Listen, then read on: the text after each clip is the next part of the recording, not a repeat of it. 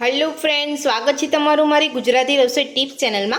આજે આપણે બનાવીશું દાળ ફ્રાય જીરા રાઈસ। દાળ ફ્રાય જીરા રાઈસ માટે આપણે કઈ દાળ લીધી છે આપણે જોઈ લઈશું। તો તમે અહીંયા જોઈ શકો છો, આપણે એક વાટકી આપણે અહીંયા તુવરની દાળ લીધી છે અને અડધી વાટકી આપણે છોડા વગરની એટલે કે મગની દાળ લીધી છે અને 2 ચમચી આપણે અહીંયા ચણાની દાળ લીધી છે। તમે ચણાની દાળની જગ્યા પર તમે મસૂરની દાળ પણ લઈ શકો છો। અને આપણે જીરા રાઈસ બનાવવા માટે આપણે અહીંયા 2 વાટકી આપણે बासमती चोखा लीधा है। तमे जोई सको छो। तमारी पासे बासमती चोखा ना होय तो तमे झीणा चोखाथी पण तमे जीरा राईस बनावी सको छो। तो चलो आपणे शुरू करीए। तो सौथी पहेला आपणे बधी ज दाळने सारी रीते आपणे पाणीथी धोई अने पछी आपणे एने अर्धो कलाक माटे पलाળી राखीशुं। ए ज रीते आपणे अहींया बासमती चोखाने पण आपणे सरस 2 થી 3 पाणी आपणे धोई लईशुं।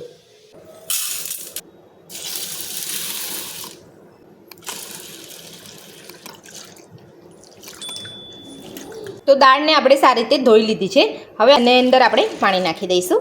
પાણી આપણે વધારે નાખવાનું છે। જો તમારે ઉતાવળ હોય દાળ બનાવવાની તો તમે ગરમ પાણીમાં પણ પલાળી શકો છો। હવે આપણે એને અડધો કલાક માટે ઢાંકી રાખીશું। એને આપણે સરસ દાળ પલળી જાય ત્યાં સુધી। જીરા રાઈસ બનાવવા માટે આપણે અહીંયા બાસમતી 2 વાટકી ચોખા લીધા છે। એને પણ આપણે સારા 2 થી 3 પાણી આપણે ધોઈ લઈશું। ચોખાને પણ આપણે 2 થી 3 પાણી ધોઈ લીધા છે। હવે આપણે એમાં પાણી નાખી દઈશું। તો ચોખાને પણ આપણે અડધો કલાક માટે પલાળી રાખ્યા છે। હવે આપણે એને ઢાંકી દઈશું। 30 મિનિટ થઈ ગઈ છે। તો હવે આપણે દાળને જોઈ લઈશું। તો તમે જોઈ શકો છો દાળ આપણી સરસ પલળી ગઈ છે। હવે બધું જ પાણી આપણે કાઢી લઈશું। તો દાળની અંદરથી આપણે પાણી કાઢી લીધું છે। બધી જ દાળને આપણે અહીંયા કુકરમાં લઈ લઈશું। તો બધી જ દાળને આપણે કુકરમાં લઈ લીધી છે। તો આપણે જેટલી દાળ લીધી છે એનાથી આપણે 3 ગણું પાણી લઈશું।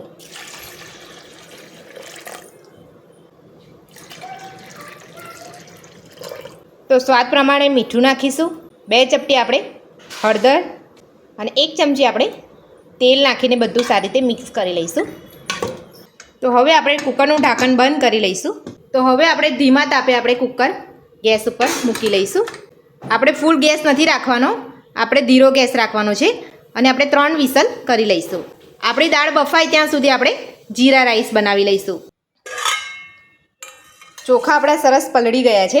એનું પાણી ચોખાની અંદરનું પાણી આપણે બધું જ કાઢી લઈશું સૌથી પહેલાં। તો જીરા રાઈસના વઘાર માટે આપણે સૌથી પહેલાં તો 2 ચમચી આપણે ઘી મૂકીશું।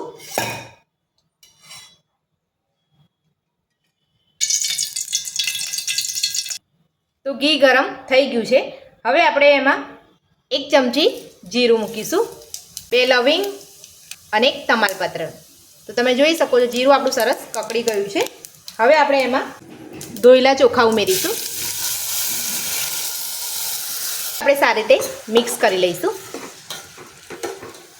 તો બધું જ આપણે સારી રીતે મિક્સ કરી લીધું છે। તો હવે આપણે સ્વાદ પ્રમાણે મીઠું નાખીશું। તો મીઠું નાખીને આપણે બધું જ મિક્સ કરી લીધું છે। હવે આપણે જે વાટકીથી આપણે ચોખા લીધા છે એ જ વાટકીથી આપણે ડબલ પાણી લઈશું।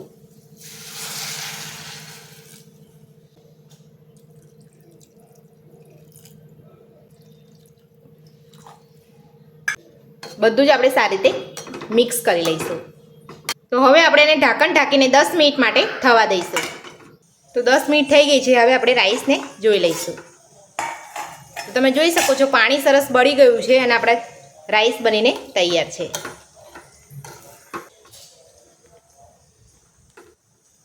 તો હવે આપણે થોડા લીલા ધાણા નાખીને રાઈસમાં બરાબર આપણે સારી રીતે મિક્સ કરી લઈશું। તો આપણે બધા જ રાઈસને ધાણા નાખીને આપણે સરસ મિક્સ કરી લીધા છે। હવે આપણે દાળને ચેક કરી લઈશું। કુકર આપણું ઠંડુ પડી ગયું છે। હવે આપણે કુકરને ખોલીને જોઈ લઈશું।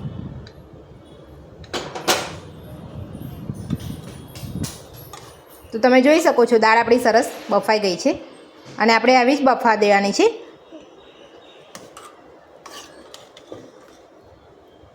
હવે આપણે દાળને વઘારી લઈશું। એના માટે આપણે 2 મોટી ચમચી ઘી મૂકીશું। ઘીની જગ્યાએ તમે તેલ કે બટરનો ઉપયોગ પણ કરી શકો છો। તો આપણે 2 મોટી ચમચી જેટલું ઘી મૂક્યું છે। ઘીને આપણે ગરમ થવા દઈશું। તો ઘી આપણું ગરમ થઈ ગયું છે। હવે આપણે 1 ચમચી જીરું, 3 લવિંગ અને 1 તમાલપત્ર મૂકીશું। જીરાને આપણે સારી રીતે કકડવા દેવાનું છે। તો તમે જોઈ શકો છો જીરું સરસ આપણું કકડી ગયું છે।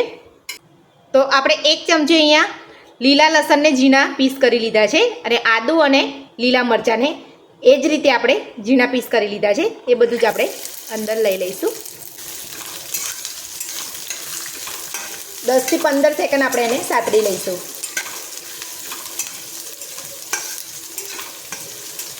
તો બધું સરસ સતળાઈ ગયું છે. હવે આપણે અહીંયા 4 થી 5 મીઠા લીમડાના પાન લીધા છે એ આપણે એડ કરી દઈશું.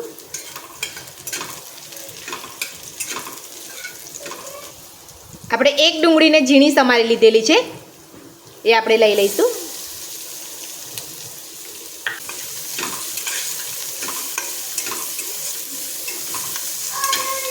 ડુંગળીને આપણે થોડી સતળાવા દેવાની છે. તો તમે જોઈ શકો છો ડુંગળી આપણી સરસ સતળાઈ ગઈ છે. હવે આપણે એક મીડિયમ સાઇઝનો ટામેટાને ઝીણું સમારી લીધેલું છે એ પણ આપણે સાથે લઈ લઈશું. ઉપરથી આપણે થોડું મીઠું નાખી લઈશું. આપણે દાળ બાફવામાં મીઠું નાખ્યું છે એટલે આપણે અહીંયા વઘારમાં સાચવીને મીઠું નાખવાનું છે.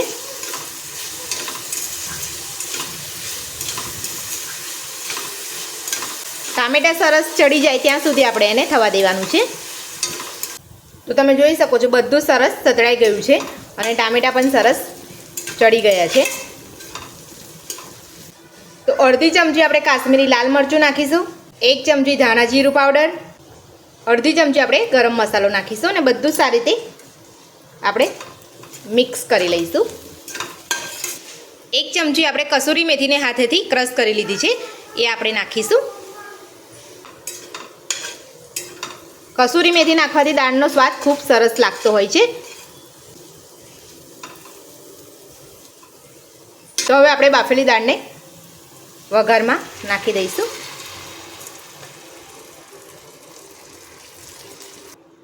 તો હવે આપણે બધું જ સારી રીતે મિક્સ કરી લઈશું.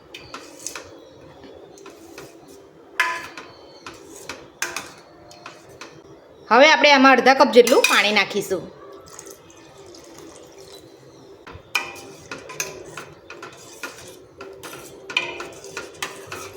હવે આપણે એને 2 મિનિટ ઢાંકીને થવા દઈશું. તો 2 મિનિટ થઈ ગઈ છે. હવે આપણે દાળને જોઈ લઈશું.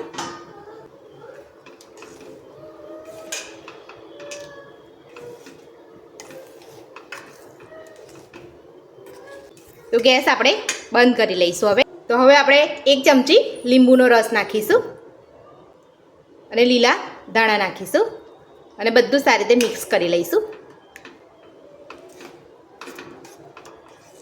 તો તમે જોઈ શકો છો દાળ ફ્રાય આપણી તૈયાર છે. હવે આપણે સર્વ કરી લઈશું.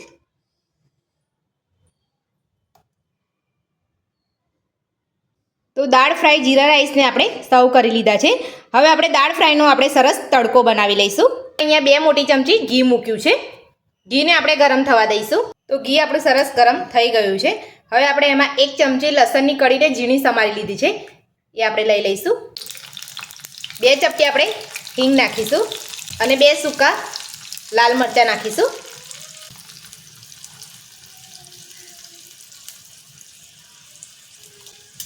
ગેસ આપણે બંધ કરી લઈશું. હવે આપણે 1 ચમચી કાશ્મીરી લાલ મરચું નાખીશું અને બધું જ આપણે સારી રીતે મિક્સ કરી લઈશું.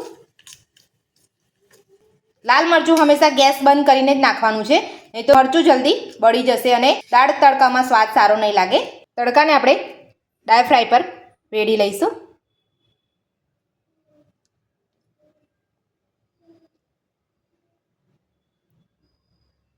તો દાળ ફ્રાય જીરા રાઈસ આપણું બનીને તૈયાર છે. જો તમને વિડીયો ગમ્યો હોય તો વિડીયોને લાઇક કરજો, ચેનલને સબસ્ક્રાઈબ કરજો, તમારા મિત્રોને જરૂરથી શેર કરજો. Thank you.